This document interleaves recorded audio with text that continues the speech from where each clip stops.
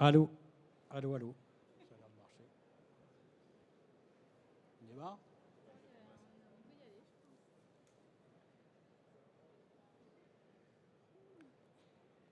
Ouais, merci, merci d'être présent à cette conférence. Effectivement, si vous voulez vous rapprocher, c'est aussi bien. Euh, on veut vous présenter un point de vue sur le smart ou intelligent dismantling, et en particulier vous présenter plusieurs approches et plusieurs outils digitaux qu'on peut mettre au service de la performance du processus de démantèlement et de décommissionning. Pour ma part, je suis Éric Chambon, je suis responsable d'une offre de performance industrielle appuyée par des outils d'aide à la décision, et en particulier tout ce qui est simulation des flux, qui est un des outils qu'on va vous présenter comme un outil qui permet d'optimiser la performance du démantèlement. Avec moi, donc, Oriane. Oui, donc Oriane Farcier. Donc moi, je suis chef de projet recherche et innovation chez Capgemini, et plus particulièrement sur un projet de recherche sur le démantèlement nucléaire. Et dans ce cadre-là, on a développé une solution donc, qui s'appelle WEMS, que je vais vous présenter aujourd'hui. Vincent Pitard, donc côté solution manager, côté IoT, donc Internet of Things, tout ce qui est solution basée sur les objets connectés. Merci. Donc, on commence par des enjeux, mais que vous devez évidemment bien connaître si vous êtes présent. C'est les enjeux autour du démantèlement. Évidemment, c'est une activité qui est en pleine croissance et qui ne va pas cesser de l'être dans les prochaines années. D'abord parce qu'on a un nombre important d'installations qui arrivent en fin de vie, parce qu'il y a déjà un nombre important de projets de démantèlement déjà identifiés, qu'il y a la pression des contraintes, les regulation constraints, la pression politique autour de ce sujet-là.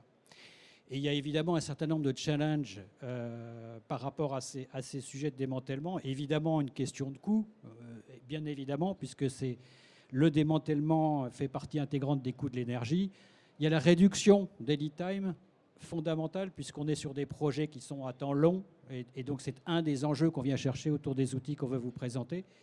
Il y a aussi un grand enjeu autour de la capitalisation du savoir, puisque dans les chantiers de démantèlement, on est souvent vers quelque chose qu'on ne connaît pas au départ, et la capacité à capitaliser du savoir et à capitaliser le retour d'expérience est également clé dans ces problématiques de démantèlement. La sûreté, ça va de soi, et il y a aussi la capacité à rendre possible le ramp-up, c'est-à-dire à accélérer ces chantiers de démantèlement, car ils sont nombreux et critiques pour j'allais dire, pour tout ce qui est énergie. Voilà, donc en fait, le point de vue qu'on veut vous présenter est assez simple. C'est que dans le cycle de vie d'un projet de démantèlement, évidemment, d'abord, il faut les préparer. Donc il y a un certain nombre d'études, APD, APS, etc. Ensuite, il y a toute la question de la planification, jusqu'à la planification détaillée des scénarios de démantèlement, et puis toute l'exécution du démantèlement. Donc pour ça, on voulait vous présenter 3 approches et 3 outils. Le premier, c'est ce qu'on appelle le Simulation-Based Scenario Optimization, qui est un moyen, j'allais dire, d'optimiser les scénarios de démantèlement en s'appuyant sur des outils de simulation. Ensuite, un outil qui est également un outil de simulation, mais également un outil de 4D planning, c'est WELMS, que va vous présenter Oriane, et qui est plus là pour la planification détaillée, voire pour commencer à accompagner l'exécution du chantier de démantèlement. Et puis dans la réalisation du chantier, il y a tous les outils d'IoT, tous les outils du 4.0 qu'on peut mettre au service de l'exécution du chantier. Et voilà les trois outils, 3 approches qu'on veut vous présenter aujourd'hui. Donc, si on prend le premier, et qui est plutôt la problématique de l'optimisation des scénarios de démantèlement et de decommissioning, la première chose qui est claire, c'est que c'est un problématique multicontreinte. C'est-à-dire que optimiser un chantier de démantèlement, c'est une problématique d'optimisation sous contrainte et multicontrainte. Quelles sont ces contraintes? Évidemment, on a des goulots, on a des contraintes dans le procédé qui peuvent être à la fois les équipes opérationnelles qui s'occupent du chantier. On a également un certain nombre de ressources industrielles, qu'il s'agisse de compactage, de conditionnement, finalement tous ces outils qui sont utilisés pour transformer les déchets et les conditionner. Évidemment, tout ce qui est moyens logistiques, de manutention, de stockage, et puis évidemment, on n'oublie pas les exutoires, c'est-à-dire tout ce qui concerne l'évacuation des déchets qui peut en soi être un goulot. Donc, première contrainte, les bottlenecks. Ensuite, on va trouver un certain nombre de contraintes techniques, notamment toutes les contraintes liées au stockage ou à l'entreposage, et puis des contraintes qui sont des contraintes, ce qu'on appelle de précédence. Dans certains chantiers, il faut assainir avant de déconstruire, et puis tout ça amène à une combinaison complexe de contraintes de planification qu'il faut savoir prendre en compte quand on va optimiser le scénario de démantèlement. Troisième type de contrainte, c'est le caractère non prévisible ou difficilement prévisible du chantier de démantèlement, puisqu'on ne sait jamais, enfin, ou parfois on ne sait pas sur quoi on va tomber. Et donc il faut être capable de réagir assez vite sur ce qu'on trouve pour ajuster les scénarios de démantèlement et puis pour prendre en compte finalement des temps opératoires qui vont être plus longs ou plus courts que prévu. Bref, être capable d'être très agile dans la planification et l'exécution du chantier. Et puis, quatrième type de contrainte, c'est toutes celles qui sont liées à la sûreté. Donc là-dedans, on va trouver tout ce qui concerne la dosimétrie, et la dosimétrie maximale, évidemment, qu'un opérateur est capable de, ou est censé, les limites qu'il est censé recevoir au cours du chantier.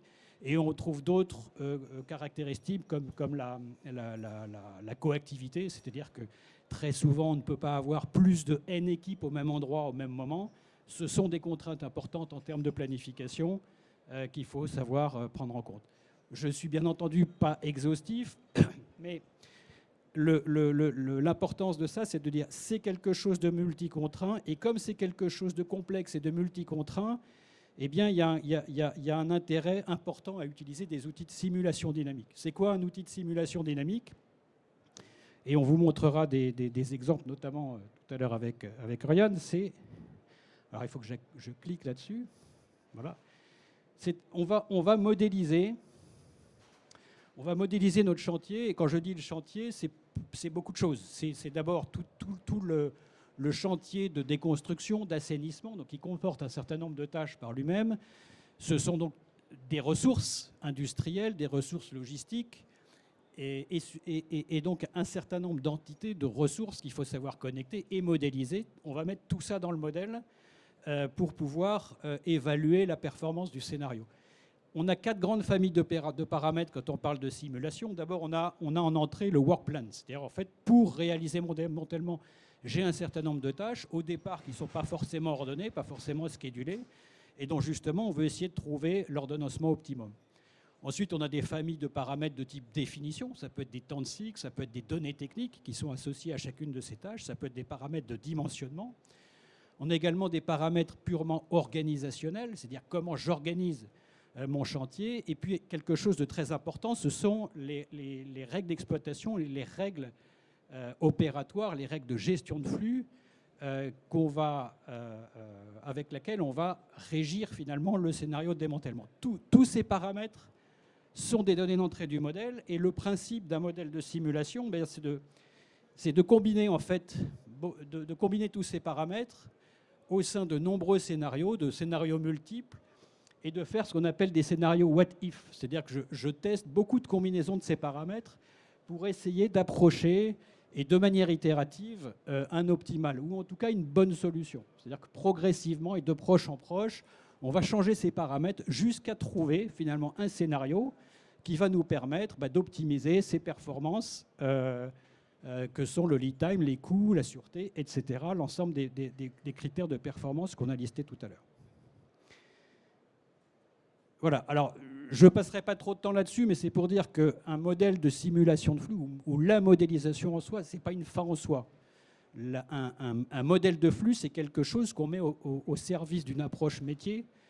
En l'occurrence, ici, il s'agit d'optimiser un scénario de démantèlement. C'est une approche métier du démantèlement, et on va utiliser à un moment donné dans cette analyse, dans ce processus d'optimisation, on va utiliser la simulation. Donc on est généralement sur une étude qui comporte ces 4 types d'étapes, c'est-à-dire on a d'abord ce qu'on appelle une analyse métier, où on va faire un diagnostic par exemple, on va analyser le processus de démantèlement, on va le modéliser et ensuite on va le simuler. Alors simuler, ça veut dire quoi? Ça veut pas dire qu'on fait des simulations en chambre et puis qu'on va vous donner sur PowerPoint des résultats de simulation. Non, c'est pas ça. La simulation, ça a un caractère très itératif et très interactif. C'est-à-dire qu'on met quelque part le modèle au milieu de la table et on va utiliser le modèle comme un outil pour fédérer, finalement, pour fédérer plusieurs métiers qui vont interagir, qui vont collaborer sur le chantier qu'on veut optimiser. Et c'est ça le cercle vertueux de la simulation, c'est qu'une fois mis au milieu de la table, on va l'utiliser pour accélérer finalement ce processus d'optimisation. Et le livrable de ce type de projet, ce sont le plus souvent des recommandations, ce n'est pas des résultats de simulation, c'est des recommandations opérationnelles qu'il faut mettre en œuvre pour arriver à cet optimum. Donc pour faire ça, on a évidemment beaucoup d'outils, on a des logiciels de simulation du marché comme Plan de Simulation, Simul8, Witness, etc. Et puis Whelms, outils plus packagés que Oriane aura l'occasion de vous présenter dans un instant. Alors juste un exemple, mais je ne rentrerai pas dans le détail. C'est un exemple un peu générique, c'est-à-dire qu'il est issu de l'expérience qu'on a de plusieurs chantiers, mais il est assez intéressant. C'est-à-dire comment est-ce que finalement on va modéliser un chantier de démantèlement? Chantier de démantèlement, c'est quoi? D'abord, c'est un certain nombre de sous-chantiers. Par exemple, si je démantèle, je sais pas moi, une unité d'enrichissement ou une unité de production, une centrale, un centre de production nucléaire, on va avoir plusieurs zones, plusieurs cellules, ce qui va nous amener à définir plusieurs chantiers qu'on va assainir, déconstruire. Donc ça, c'est un premier processus qui est quelque part modélisé par les blocs du haut, où on va modéliser, y compris les tâches d'étude en amont, finalement, du démantèlement. Et puis, on va modéliser de manière dynamique l'ensemble des tâches qui caractérisent mon chantier de déconstruction-assainissement. Et ensuite, et ça c'est plutôt la ligne du dessous, on va modéliser tout ce qui fait le flux de traitement des déchets. Ça veut dire quoi? Ça veut dire que, j'allais dire, juste à la sortie de mon sous-chantier, j'ai produit du déchet que je vais stocker localement. Ensuite, je vais les traiter, c'est-à-dire je vais les conditionner, je vais les compacter, je vais faire des analyses radiologiques. Il y a toute une série de tâches à exécuter pour le traitement de ces déchets. Ensuite, je vais les stocker dans une aire dédiée, le plus souvent localisée sur le chantier de démantèlement. Et ensuite, j'ai toute la problématique d'évacuation du déchet qui, comme je l'ai dit tout à l'heure, pouvait également présenter des contraintes en termes de gestion de flux. Et tout ça, tout ce modèle, finalement, nous amène à créer des plannings consolidés du chantier de démantèlement qui vont être le résultat de différents scénarios qu'on va pouvoir mettre en place. Donc, comment on s'y prend en général? Il y a trois grandes étapes dans ce chantier-là. Le premier, c'est évidemment toujours le cas quand on fait de la simulation, c'est qu'il y a une étape importante de validation. C'est-à-dire qu'il faut s'assurer non seulement qu'on a un modèle valide, qu'on a un modèle qui correspond bien à ce qu'on en attend, et c'est surtout un modèle auquel les opérationnels avec qui on va travailler ont confiance. C'est ça le sujet de la validation. Donc on va souvent s'appuyer sur des résultats réputés bons, comparer le modèle avec ces résultats connus à l'avance pour s'assurer qu'on a un modèle valide. Et ensuite, deuxième étape, on va faire un certain nombre de simulations qui doivent nous amener à identifier quels sont les paramètres influents. Qu'est-ce qu'on cherche finalement? À réduire le délai global du chantier, à optimiser l'occupation de ressources critiques, etc. Et donc on identifie tous les paramètres critiques, c'est-à-dire qui ont une influence identifiés par simulation sur nos indicateurs de performance. Et puis la troisième étape, on va jouer sur ces paramètres influents, on va jouer beaucoup de scénarios et de proche en proche, on va arriver à cette fameuse optimisation, aussi bien de réduction du délai du chantier que d'optimisation dans l'utilisation des ressources critiques. Voilà, donc quelques exemples de résultats qu'on a pu obtenir et qui sont relativement spectaculaires dans certains cas. c'est la réduction du cycle. Dans certains cas, on est arrivé à moins 50%, voire plus, par ce processus itératif. Et on connaît les enjeux j'allais dire, du délai global d'un chantier de démantèlement, parce que d'abord parce qu'il faut l'accélérer, et puis surtout parce qu'il y a des coûts induits en termes d'occupation des équipes, en termes d'occupation des ressources, et puis en termes aussi d'immobilisation soit de ressources industrielles, soit des déchets qui sont produits. Donc ça génère un coût. Le lead time, le délai global d'un chantier de démantèlement induit du coût et induit beaucoup d'inefficacité. Le deuxième indicateur sur lequel on va jouer, c'est le niveau le volume, en fait, le volume maximum de déchets entreposés à un instant T. Et dans ces cas de figure, on arrive également à des résultats assez intéressants en termes de réduction du storage level, jusqu'à 80%, objectif atteint dans certains cas. Et puis, comme je vous le disais, on agit aussi beaucoup sur le taux d'occupation des ressources. En l'occurrence, ça peut être l'occupation des ressources humaines, hein, des équipes qui s'occupent de la déconstruction. L'enjeu étant souvent d'optimiser leur occupation pour ne pas avoir soit ce qu'on appelle des white space, c'est-à-dire en fait des équipes qui peuvent être inoccupées à certains instants du chantier. Et puis surtout, c'est des équipes qu'on est obligé de mobiliser pendant une certaine durée. Et le fait d'optimiser leur occupation est évidemment un enjeu assez fort. Donc, on va venir maintenant plus en détail sur une solution, WELMS. Et Oriane, tu as la main. Alors WEMS, c'est un outil qu'on a développé en interne chez Capgemini. WEMS pour Waste Evacuation Lean Management System.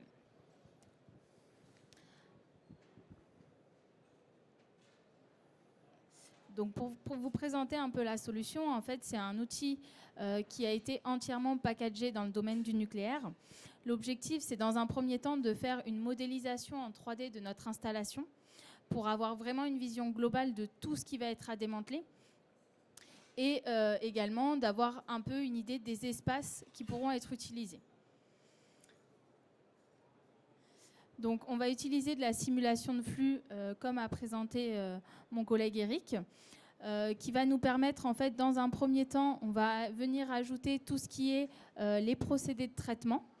Et ensuite, on va venir démanteler toute notre installation, donc par une simulation dynamique. On va avoir une estimation en temps réel de notre installation, donc ce qui nous permet de faire du planning 4D. Et l'objectif étant, à la fin, de réduire les coûts, le délai et, bien sûr, la protection de l'opérateur. Donc, pour vous en dire un peu plus, une fois qu'on a mis nos procédés de démantèlement et qu'on va venir faire nos procédés et notre simulation de flux, on va identifier des paramètres qui peuvent être variables, sur lesquels on va pouvoir jouer de manière à optimiser nos scénarios de démantèlement. Donc là, l'exemple que j'ai pris, c'est un exemple qu'on a fait en partenariat avec le CEA, où l'objectif, c'était d'évacuer les fûts de déchets radioactifs. Donc on avait différents types de fûts, des fûts non radioactifs, des fûts très faiblement radioactifs et des fûts beaucoup plus radioactifs. Et en fait, chaque fût a un procédé spécifique qui est plus ou moins long. Et donc on a pris en compte tout ça, donc en traitant dans un premier temps les fûts non radioactifs et les fûts peu radioactifs. Et après, on va venir dans un troisième temps traiter les fûts beaucoup plus radioactifs. À savoir, notre outil étant packagé pour le domaine du nucléaire, on a aussi un paramètre important qui est la dosimétrie des opérateurs. Donc on va estimer la dosimétrie en fonction de la distance à la source de chaque opérateur, ce qui fait que ça va nous permettre de pouvoir déterminer des chemins préférentiels de façon à ce que l'opérateur reçoive le moins de doses possible. Bien évidemment, l'objectif final est fixé par le client, mais il faut savoir que on a plusieurs axes d'optimisation, donc aussi bien sur les délais, sur les coûts et sur la sécurité des opérateurs, qui est un point très important maintenant. Je vais laisser mon collègue Vincent Pitard continuer sur l'IoT pour le démantèlement.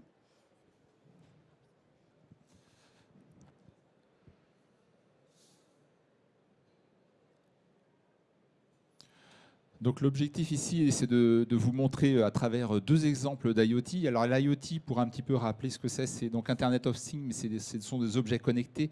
Des objets connectés autonomes, ça veut dire qu'on ne branche absolument rien et on a une autonomie très très grande, qui peut aller jusqu'à plusieurs années. Donc dans le cas d'un démantèlement, ça peut être très pratique puisqu'on n'a aucune infrastructure à installer.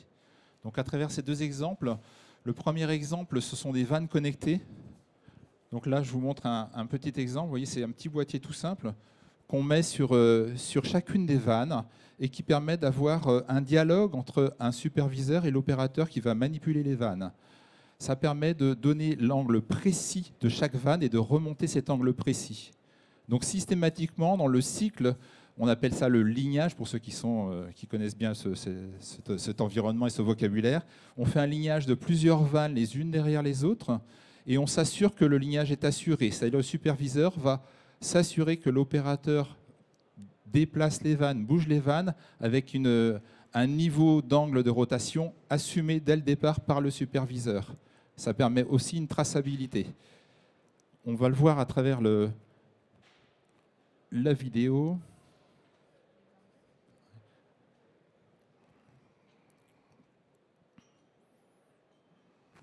Tu peux.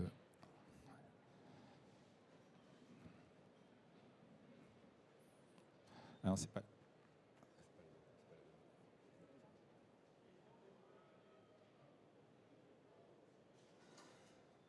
Voilà, là, vous avez un exemple en fait d'un flux. On a 3 vannes et l'objectif, c'est qu'on les passe les unes derrière les autres et on fait un lignage et on s'assure que ce lignage soit effectivement bien assuré. Donc là, c'est un exemple très très pratique. On met ce fameux tag sur une vanne Legacy qui n'est pas équipée dès le départ. C'est une vanne standard traditionnelle. Et l'opérateur va pouvoir, avec ce petit boîtier, s'assurer, en déplaçant, en tournant la vanne, il va s'assurer qu'il va prendre exactement la bonne position grâce à 2 petites LED qui sont là, et qui vont lui permettre de se dire « Attention, tu es juste là, tu es entre le rouge et le vert. » Et à quelques degrés près, on va assumer la bonne position de vanne. Et on va le faire systématiquement pour toutes les vannes. Donc l'intérêt qu'on peut imaginer sur des démantèlements, c'est par exemple, vous avez des citernes à nettoyer.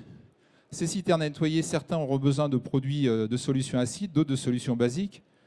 Si vous vous trompez dans des manipulations de vannes, vous voyez ce que ça peut provoquer. Un mélange d'acide basique, je ne vous fais pas l'explication, mais ça ne va pas être terrible à la fin. Donc si on s'assure d'effectivement soit faire d'un lignage, soit s'assurer que ce sont les bonnes vannes qui sont ouvertes au bon moment, on évitera tout problème. C'est un premier exemple. Le second exemple, c'est la gestion de personnes sur des sites à risque. Alors, ça, c'est un exemple qu'on voit sur la vidéo. C'est un exemple qui est pratiqué sur l'oil and gas, mais on peut très bien le pratiquer ailleurs. Ça permet de faire quoi? Ça permet à travers...